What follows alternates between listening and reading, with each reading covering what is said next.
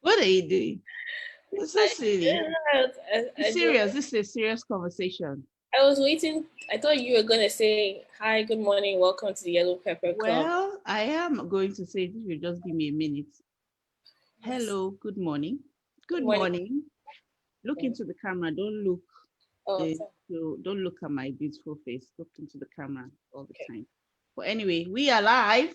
We are. Yes, good morning. Hello, everybody. We're here for day 2 of our 21-day marketplace, and we're telling entrepreneur stories. And today we have a wonderful guest. Her name is Yinka Babalola. She's a visual artist. And yeah, that's it. She's Yinka Babalola. Just met her a few days ago. And I don't know her at all. So I'm going to find out everything I can about her today on this call. So I'm just going to grab my list of interview questions so that I know. Yeah. So hello Yinka, welcome to the show. Hello. Good morning, Emma. Welcome to the show. I mean, thank you for having me on the show. I mean, I just met you like some days ago, so Who are you calling Emma? I don't know. I mean, you're a stranger, aren't you? That's what you said. I mean, hi. Okay. We'll go with that. Yeah. Yep. Hello Yinka. Say it again. I'm sorry. Say it again. No. Say hello, Emma. Thank you for having me. Okay. All right. The trap Well, sounds like be a trap. serious. Be serious. Be serious. Okay. So anyway, Yinka is a visual artist. She also happens to be my daughter, but that is not the only reason why I have her here. She's a bit of, she has a very interesting approach to her creativity and her work. And I just would like her to share with us, what she does and who she is and all that. But tell me, Inka, what's your favorite quote? So I actually have two favorite quotes, and one of them is from a visual artist. He's a colorist called Kazi, and he says, "Work hard, get obsessed, get possessed," which is what I've been using as motivation to change my life. I've started working out and trying to take my health and my diet seriously, and it's been quite hard. So that's one of the quotes I use to motivate myself, because it applies to not just personal life, but it applies to my work, which actually is your personal life. Your work is your personal life. But it applies to my work, it applies to my eating, it applies to all my habits. And it just encourages you to keep working, because working hard is not easy. Working hard Yes, is so hard. while you're running or doing Yeah. whatever it is doing, you'll be saying, work hard, get obsessed, get possessed. Yep. It's a good one. It's a good one. And then the other quote you said. The second quote is from this finance. I call him a financier, but I know he does like financial advice and helps people get out of debt. His name is Dave Ramsey. And the quote is kind of like a sub to myself as well as motivation. And he was talking about, he said, children do what makes them feel good, but adults make a plan and stick with it. And emotional maturity will leave you broke and in debt. And I've been using that because so far, Emotional immaturity. emotional immaturity will leave you broke and in debt. And in this world where you have that message that's being perpetrated throughout pop culture is like, do what feels right in the moment. And now I do support that, but to an extent, it can be a bit misleading, because then it also doesn't teach you the value of having a plan and almost like creating hard times for yourself because you have a future goal. I consider it like being kind to your future self rather than being kind to your present self. So his quote is, adults make a plan and stick with it. And I'm trying to do that right now. I'm in the process of making a financial plan because there's some things I want to do in my life, and that's one of the things that's been helping me. That's been helping me stick with my decisions, And stay focused. and stay focused. Okay, I like Dave Ramsey. I've read his books. I really like Dave Ramsey. But welcome, Yinka. So tell us about you anyway. Yinka is, let me tell you what I know about her. She is a visual artist. She studied visual communication. That's what her degree is in. And her work, she's been working freelancing in Lagos, Nigeria for a few years now as a videographer, as well as she does some social media work, but mostly videography, photography, professionally. And then also, as every creative person, there's a work that you do that is for your clients, and then there's work that you do for yourself. So tell us about the work you do for yourself creatively. So the work that I do for myself, I think I think I'll start off by saying that it took a long time for me to even see it as work. I just saw it as, oh, I'm making films because I want to make films. And this is the film I feel like would be a great thing, a great idea in my head to make. But I never saw the value of it in terms of considering it as serious work as the work I do for my clients. So the work I do for myself, I still don't like going to work because and it's the only thing so far right now that I genuinely enjoy. It's So that's make you can call them your personal projects. So they're like your personal projects. yeah, And we'll yes, so my show one or two of them in a minute.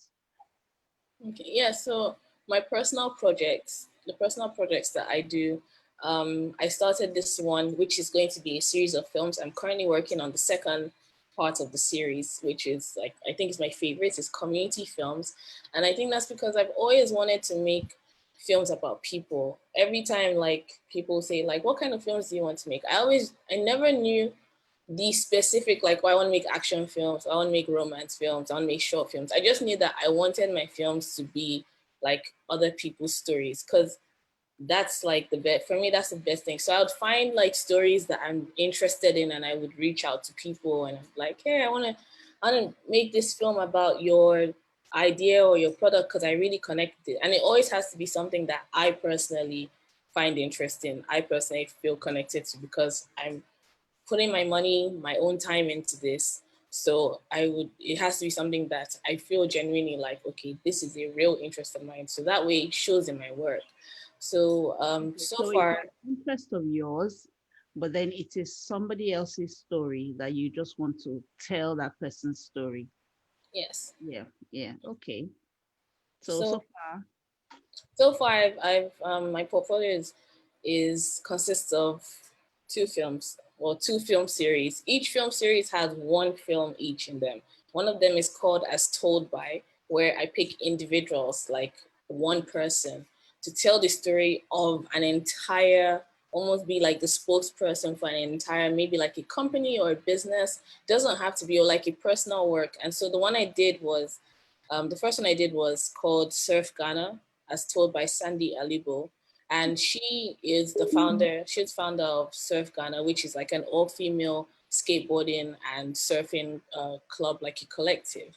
okay. And Let me quickly show a clip of that if I can find it. right.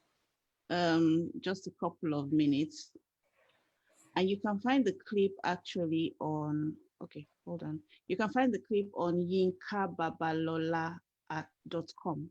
Yeah, Yeah. yinkababalola.com. So let me share again. And don't forget to share the sound. Okay, so we have on the film, yeah? Yes. South Ghana as told by. Okay.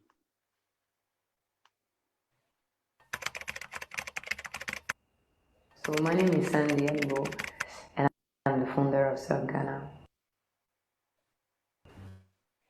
In the past, I was working for It's still showing. a mobile company, and I was in charge of the sports. I was really close to the skateboarders, to the BMXers. So, because I was close, I know everything that they want. You see, I know how to organize the event, to invite, to create, to grow a community. And my passion is really, I'm really passionate by skateboarding and surfing because I worked with these people for years, you see. So they became my friend. We share the same culture, the same holidays. It's like somebody can love art or theater. I don't know. Me, I love skateboarding. So when I went to Ghana for the first time, I was just traveling, enjoying, and I just fell in love with the country. You see, I saw surfers, and I was like, wow, I didn't even know. You see, maybe I can do something. I can do something because I always wanted to do a social project, but I didn't know how, when, with who. You see, but when I saw them, I was like, okay, I have all this knowledge in the past that I create for a company. Why don't I start?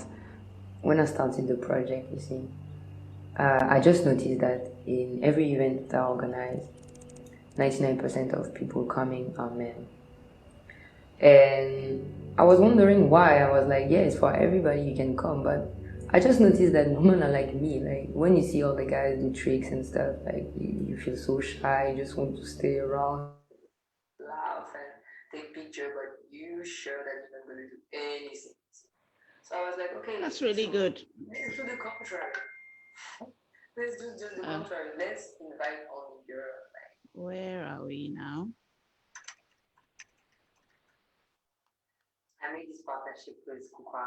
Kukwa is one of my best friends. Are you still showing the film? No, no, no. I still hear it.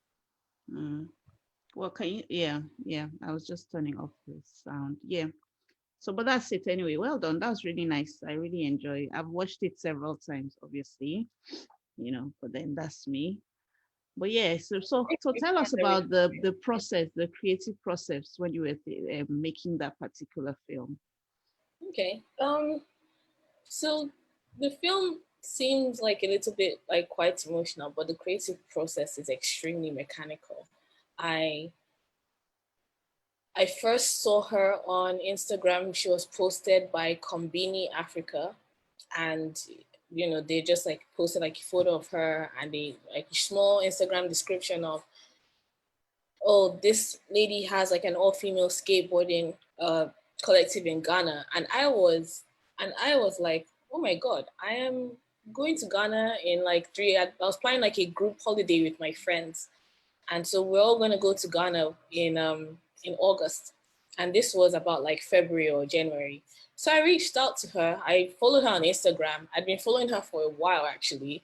I'd followed her on Instagram for some months, just like stalking her page, liking her post, you know, and then I was just really getting to know the collective and things like that. Even then, it was still nothing compared to what I saw. But then afterwards, when we had started cementing our Ghana plans, I reached out to her via Instagram messages, and I was like, "Hey, hi, I'm a huge fan of your work. Like, I'm a filmmaker. I'm an independent filmmaker. I'm making like I'd like to make a short film about you and your collective." That's what I told her, and I was like, "I'm going to be in Ghana soon. Do you want to do this?" And she was like, "Yeah, cool." Like, she was so nice. She was so friendly, and she was like, "Yeah." So I was like, "Okay, please give me your email address." So I collected her email address, and I sent her like a list of questions that I was going to ask her. I sent her like a breakdown. I told her what I was going to use the film for, and I told her what she could use the film for. So I said, "Okay, like, look, I'm going to make the film. It's my film, but because I'm making it about you, you can do whatever you want with it. If you want to, you just can't sell it, but you can use it for like promotions, adverts. You can put it on TV. Like, I don't care. I just want to make the film. That's my own." So she was fine with that. So she agreed, and I sent her a list of the questions I was going to ask. I told her like, and then when my travel plans started becoming cemented, I then told her like, okay, I'm gonna be in Ghana XYZ. Why don't we meet up? So on the first day that I was in Ghana, we were supposed to meet up, but I was really tired from the travel, long bus journey, etc., etc., etc. So the next day, she invited me they were having an event, which was very great because that's where most of the footage I ended up using for the Skate Girl Club came from, the event. And they're having like this Skate Girl Club meeting, and she was like, you should just come. And I was like, okay, yeah, like I will. So I came, I brought her along. I only had my camera and my tripod. I didn't have, and I had like my camera tripod. I had like a notebook. So for the first half of the event, I was helping them set up. Everyone was like, hands on deck. I had written down. I hadn't had the interview with her yet, so I didn't know what she was going to say in her answers. But I'd written down anticipatory answers, and so I'd written down a short list like, oh, okay, I want this shot, and I want this shot, and I want that shot. So I spent like 2 hours at the first half of the event just writing down a short list of things I was going to film. And then throughout the rest of the event, it was just me walking up to people being like, hey guys, I'm making a film about the collective. Do you want to be in it? If you do, and a lot of them said yes. A few people said no, which comes with the territory. Not everybody wants to. Not everybody wants to be on camera, which is fine. But yeah, so I'll tell them what I'll do is like I'll tell them where to stand, how to pose. It was just basically like posing girls with their skateboards, and just filming like almost like an event videographer of things in the event. Oh, that show looks nice. Things that I never thought I was gonna use in the final film ended up making it there because it turned out that it worked really well. It was a really good film. It was really good story. I mean, I love how you captured the story. I'm not just saying that because we're related. But yeah, it was. I mean, yeah, you really captured. I mean, if you go to this is just to whoever is watching, yinkababalola.com and just watch, under the films, the Surf Ghana, the whole thing is about 5 or 6 minutes long. So you see the all the different shots of the girls skating and the yeah, all those little things that make up the mood, not just the main story, but like the mood, not just the words the person is saying, but actually capturing the mood and everything, you know. So what else? What else have you what other passion projects have you done? Um, Let me so ask you this. Let me ask you this. So do you say, "Oh, I'm going to do this project," or do you just suddenly find yourself doing it anyway without planning it before you do it? And I then afterwards you call it a project. um No, I think there's always planning involved. There's always some sort of intention. The only times I've ever like filmed something and it's just like it never like with no planning behind it. I'll just like my little shorts. I call them a kind of films. So I have some tiny clips on my Instagram called it kind of films where it's just like I took my camera to some place and I ended up filming. And when I got back home, I was like, oh, okay, this is nice. Actually, I should just turn this into something, and I just do. But my actual film projects, in fact, it's like met with a lot of procrastination. Like the last one that I did, which is my favorite film yet, the community project, the study on love. Love. Yes, that one was over a year in the making. And it's so ridiculous to me because it's like the film is just 3.5 minutes long. But it was like over a year. Why did it take you so long? It was a combination of not really knowing exactly what it is like I wanted to do. I just knew that I just had like a vague idea, like, okay, I want to make a film about love. I even have like notes here that I'd made earlier on, and I said to myself, okay, this is what I want the film to look like. At the time, I thought I was going to film like have like a voiceover, and the voiceover was going to be just me talking about what I thought love was, and I was going to film like my friend. Her name is Michelle. And I told her, I'd even messaged her and I was like, hey, Michelle, like, if I'm making a film, I want to make a film. Like, would you like to be in it? I'm not sure what it's like yet, etc., etc. And she was like, yeah, cool. but it never ended up being that. So whenever the ideas would come, sort of dancing around this one theme, because I had a theme, but it would sort of dance around this one theme, and it would never really like quite feel right.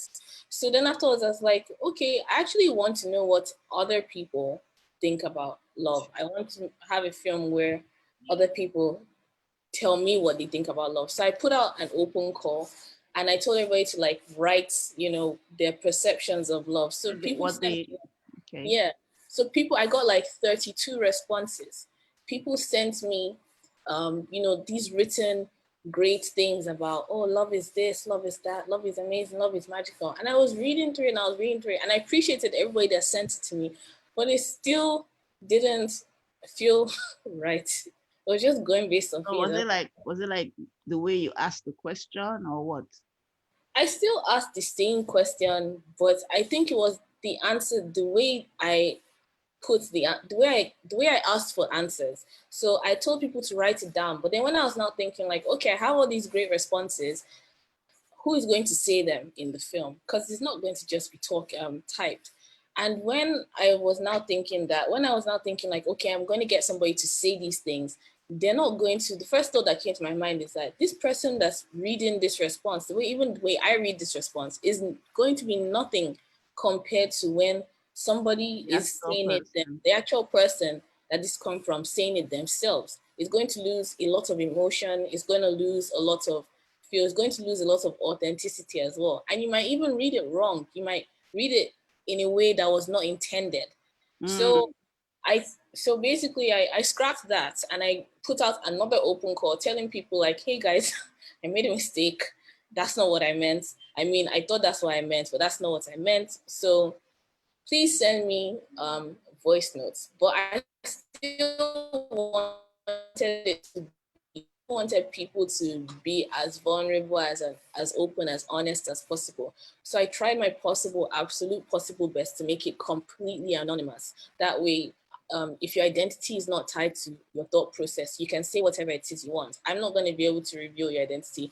And it's not even a case where it's like, oh, I know who you are, but I choose not to. I have no ability to know who you are unless you have put your name there or something. So there's no way.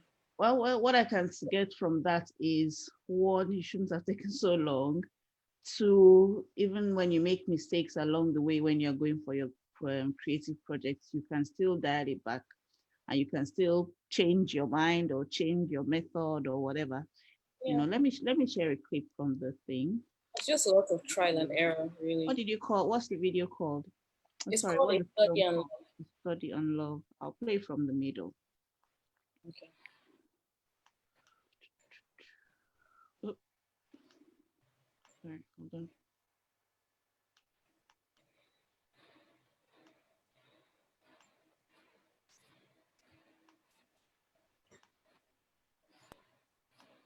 We can both be ourselves. That way, each other for who we truly are. You know, the good parts and the bad parts. And then we can decide, okay, this is who I want. Even science proved it. In every positive reaction, there's an equal reaction. You know, so it's what you give, you should get. But then people are so selfish now. You don't get what you give.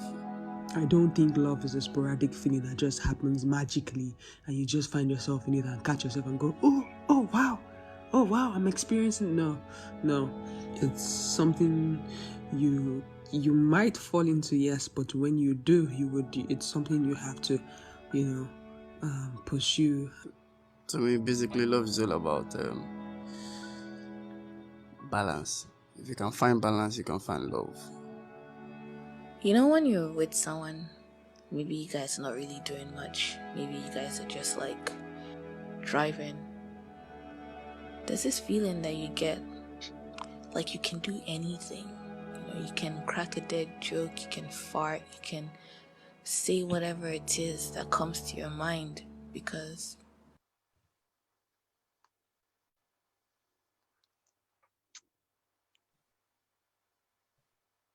What? So well done, well done, well done, well done. I wanted to share some pictures as well that you did um, during the NSAS protests. The pictures that you said you took, or what people say you made, pictures that you took during the NSAS protest were like just a few days before the Lekki incident, and whenever I look at those pictures, I just think it just really captures the feeling of the young people in that at that time, Yeah, so hopeful and so almost fun, and yeah. So it I'll was very fun actually. yeah, it looked like fun. It looked like a lot of fun. Let's see. I can just take the pictures and the pictures.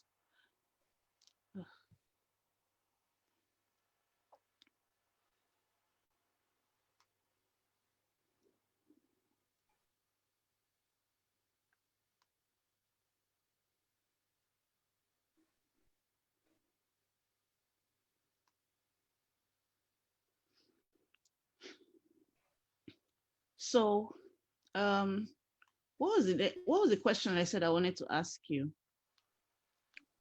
Were you going to ask the Check the creative interview. process? Check the interview list. Oh, okay, Any okay, okay, questions? okay.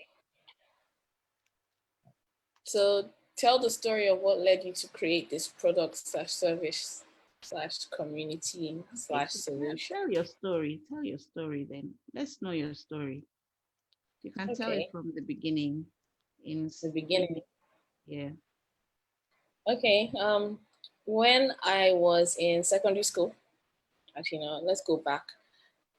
I Aw. was born in 1990, almost like I was a genius when I was born, but when I was in secondary school, I was a science student, and I had this idea that I was going to be like a physics expert. I loved physics in school, and that's why I studied.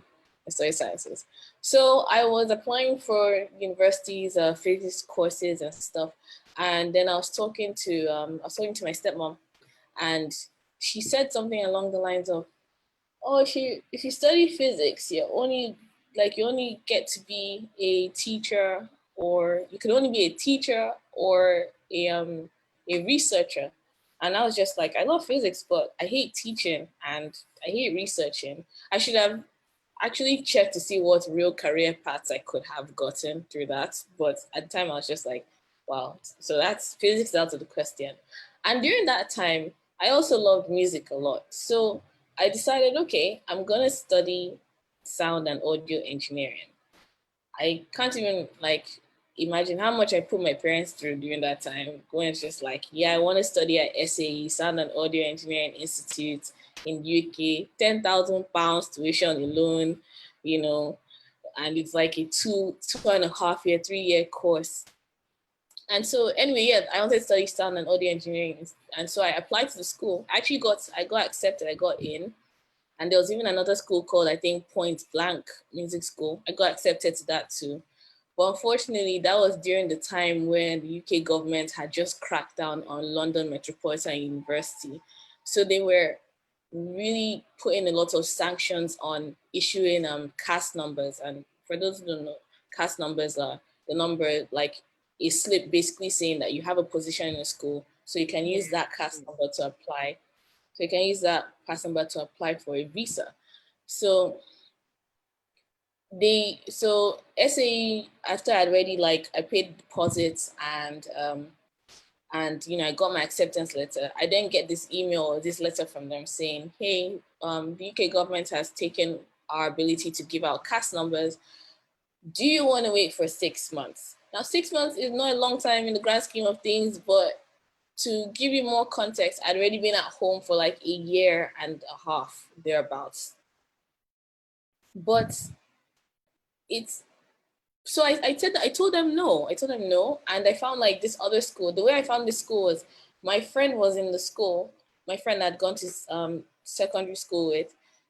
He was in this university in Cyprus. And I was just like, what university are you in? East Mediterranean University, I go to their website, I applied, next day I get admission letter, and then I get a scholarship offer. And I'm like, okay, I'm going to this school. I applied randomly for visual arts because I didn't know what else to study. So I didn't know. Wow, it says I'm the host now. I am the captain now. I'm gonna wait for the actual host to come back.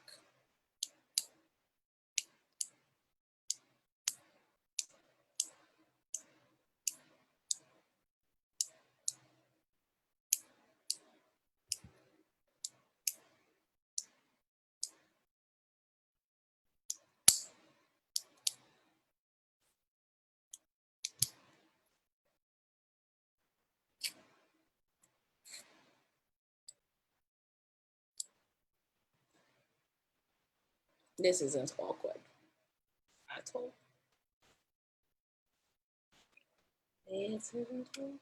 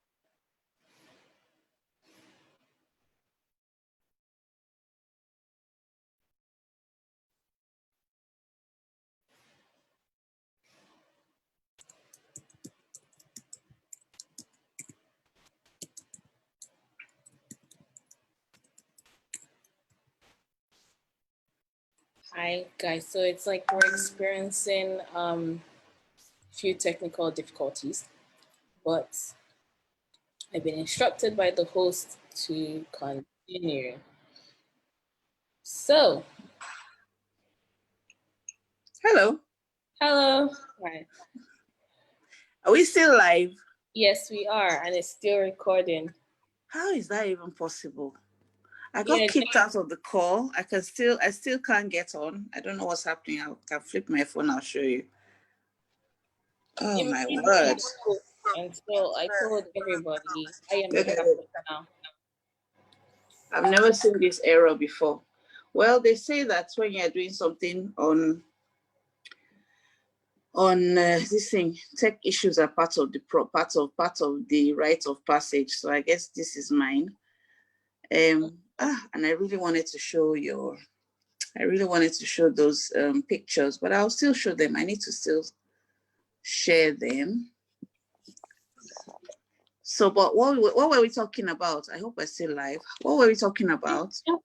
Just how did what led me to start being a film maker? Okay, so yeah, so you didn't get into the sound engineering, and so I remember that time every single day for months and months. We were applying to schools and looking at schools and Googling and calling and emailing and all kinds of things. But yeah, okay, so eventually you ended up going to where you were supposed to go anyway, which is to the Eastern Mediterranean University to study the visual communication. So there you were able to do the graphic design, videography, photography, and yeah. Yeah, so I think that actually, I said that I just applied for visual arts, but I actually remember the reason I applied for visual arts is because during the 2 years that I was at home, my dad had a laptop that was just always in the office, and I used to see Photoshop on the laptop, and I was just like, what is this Photoshop that everybody is always talking about? Photoshop this, Photoshop that. And so I just started watching video tutorials because I always wanted to do like cool things with Photoshop. And that's how so during the 2 years I was not going to school, I was learning how to use Photoshop, and I became quite good at it. And I really enjoyed it, and I was just like, you know what, I could actually do this whole for a living. visual art thing. I never even thought about for a living. It's just like, oh, I'm doing Photoshop now. There's a course in visual art. I might as well just okay. do. Just study that since I can't study music. If there was a music program, I would study it. But yeah. So that's how I ended up studying visual arts. 4 years down the line, I graduated from school, and I came back to Lagos. With the first class. Yes, I graduated from school with actually that first class. I feel like I graduated with a 3 point. It was a first class. It was a first class. First class. Moving on. Okay, so I graduated with first class. Okay. And that's why I shall tell my children, my grandchildren. Yes, a story we're sticking to it. Yeah. Anyway, and then so you came back to Lagos. I came back to Lagos, and me becoming an actual visual artist for a profession was not intentionally planned. I think I was doing social media work at the time for a few individuals and this company called Scientech. So I was earning quite a comfortable living, to be honest, from those. And so I wasn't really like trying to pursue like an artist career, but I was on Eventbrite the other day, and this was like 6 months into being in Lagos. I didn't have any friends, didn't have anywhere to go. All my friends were my cousin Katie's friends. Those were the friends I had. So I just saw like there was this how to make a portfolio workshop that was happening at the African Artists Foundation in Victoria Island. And so I signed up for it. I went there for the class, and I just met a bunch of photographers and people there, and they were so friendly and they were so nice, and they were like, actually this space is like a place where artists are supposed to come like during the day. You see people come there for coffee in between meetings, they come to network. And so I ended up using the African Artists Foundation more or less as like where I would come and work from for like over a year. And during that time I would meet different artists. That's how I got my first exhibition. That's how I got my first international job. It was through people that I met there, just through networking, and just not even networking, just like making friends. And those friends happened to be artists, and that's how I ended up starting the proper career, like in visual arts, working in Lagos.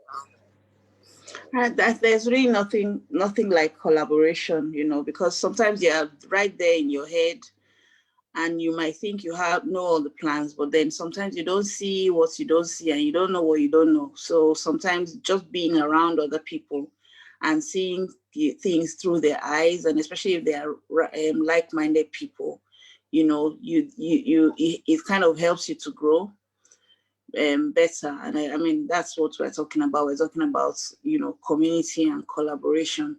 I think you got a good you got some good opportunities through the African Arts Foundation, and that the mentorship thing as well. Yeah, the 9 month Women Through the Lens mentorship program. It was a bit of a harrowing experience, but it was a Women Through the Lens.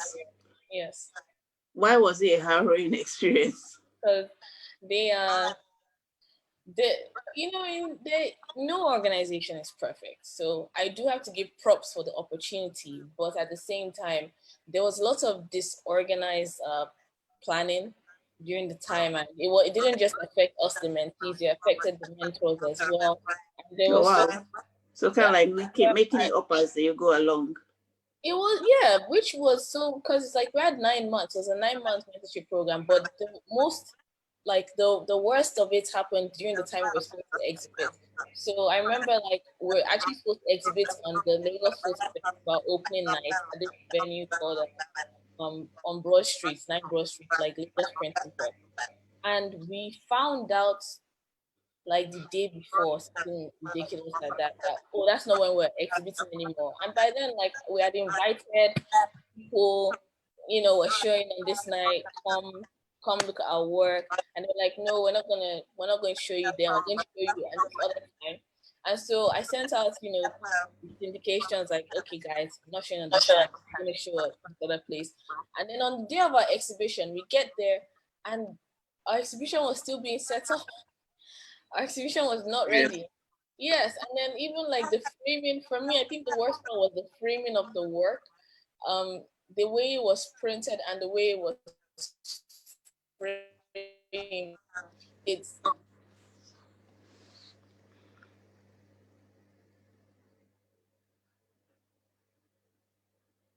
Wow.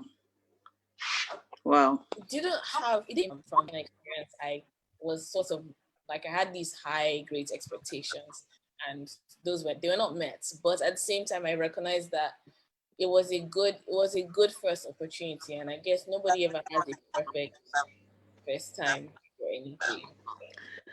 So, what would you say to upcoming filmmakers, photographers, people that are, like independent filmmakers, photographers, videographers, those people in Nigeria, in this space in Nigeria? What would you say to them about opportunities? Do they have opportunities, or do they have to make their own opportunities, or what? Well, I consider myself still upcoming, so I think this advice, guess you're So maybe probably somebody one step behind you or two steps behind you. um what I would say is use the internet as your leverage. The internet is a very, very powerful tool. I don't think my mom forced me to open an Instagram account, which I'm grateful for because I have this paranoia about the government and the internet, but that's a story for another time. Right. Okay. Still valid though. But yes. Use the internet as your leverage. When, like, for instance, my film Surf Ghana right now, there's this it's completely free. It's called Film Freeway. You upload your film there, your project, everything, as long as everything has no copyright issues and you own all the rights to your film. You upload the film there, you put it there, and Film Freeway is almost like it's not almost, it is a platform where you connect with film festivals. And there are film festivals that you have to pay to enter, but there are lots of free film festivals out there as well that you can use to put your work out there. And it's right, for me, it was so surprising when I found out, because it was like, it's that easy, it's right there. So make your work. I would say to anybody who is an upcoming filmmaker in Nigeria, don't be daunted by these social circles that people think like you have to get into before you can actually be a successful artist. there is money to be made outside of Nigeria, and the internet is your leverage. So make your work, create your work, and put it on And platform. show your work. Show it to people. Share it. Have people. The study on love, like, it's only on Instagram. It's on Instagram. It's on my website. It's nowhere else. But I've gotten job inquiries through it. I've gotten actual work through it. I've gotten even just like a small amount of a little bit more recognition. And that's what happens when you beef up your portfolio. The more you create more work that you're proud of and other people like you, the more you get the more you gain a reputation as, a good filmmaker, a good photographer. So yeah, make your work and make friends with artists. Having artist friends help, like, it really does. Because then when there's a community here that they meet up for things, just to even just hang out and talk to people, and you get to see that these artists that you admire so greatly, they're just like regular people, and they're having literally the same struggles as you are, and they would tell you, like, hey, this is how I came up, this is what I do when I'm in this situation. Like, there's this woman, her name is Etinosa. Every time I get contacted for work, for international work, and the job looks a little bit sketchy, I always just reach out to her and I'm like, hey, this organization, I remember this time I got contacted by an NGO and they wanted me to shoot something for UNESCO. And in the contract, they had written that if I work through them for the UNESCO, then I'm not going to be able to work for UNESCO by myself for 2 years. For 2 years. And I contacted one of my artist friends and he was like, oh, just do it and just continue working for UNESCO. Forget that contract. But then I contacted Etnos and she was like, no, like, you have to fight, like, you have to actually fight, like, that clause or that whatever statement. I didn't end up getting a job, but it was like I didn't want to put myself in that kind of situation anyway. So it's good to have, second opinions, mentors, people who are experienced, like, who are experienced to, just a second set of eyes. Sometimes, they would always see what you don't see, or they might already have joined you. Okay. Lovely. Our time is spent.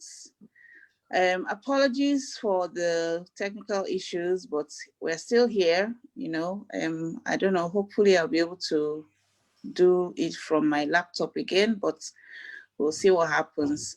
So Yinka, any final words? If you, how do we find you online?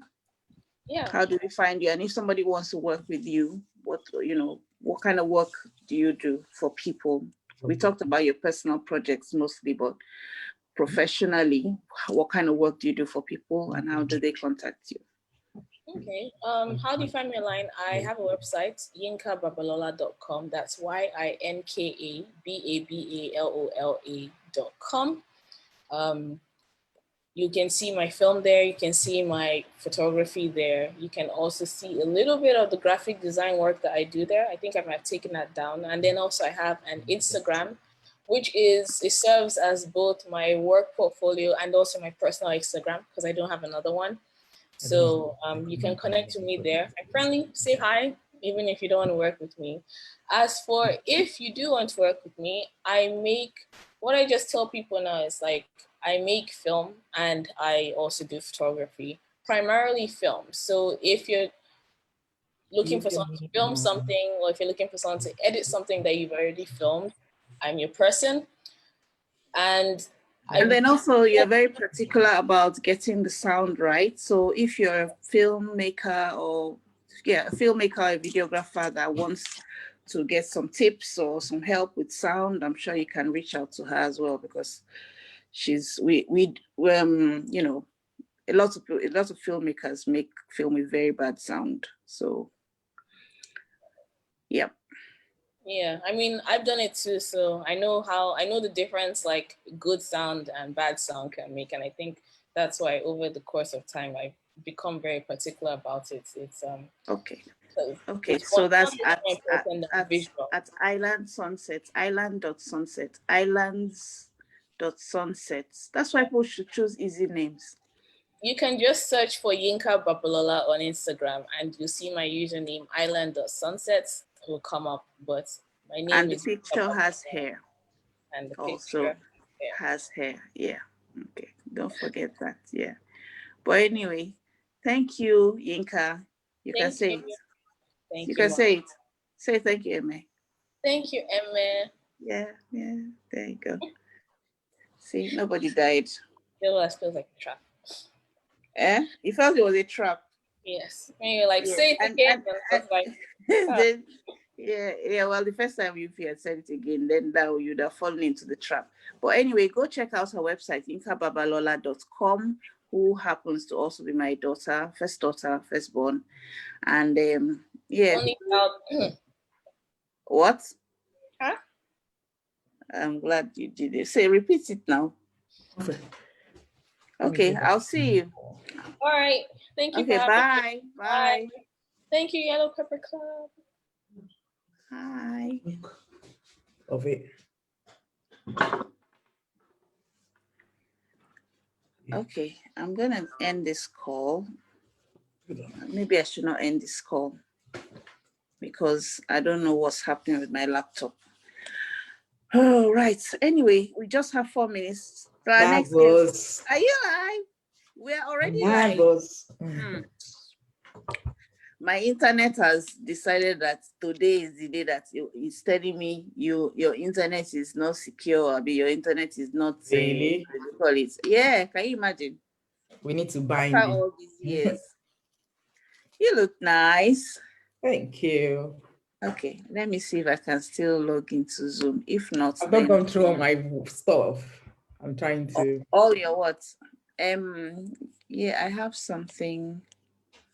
Okay, Don't ask I'm me too still much live. question. I Still hope live I'm not on live. oh wow. Oh wow. We're live. Oh. We are very, very live. Okay. Let me just see if I can join. Let me see if I can join back into from the laptop. If not, I will just continue by holding my phone and we will talk until we'll just keep talking. Right.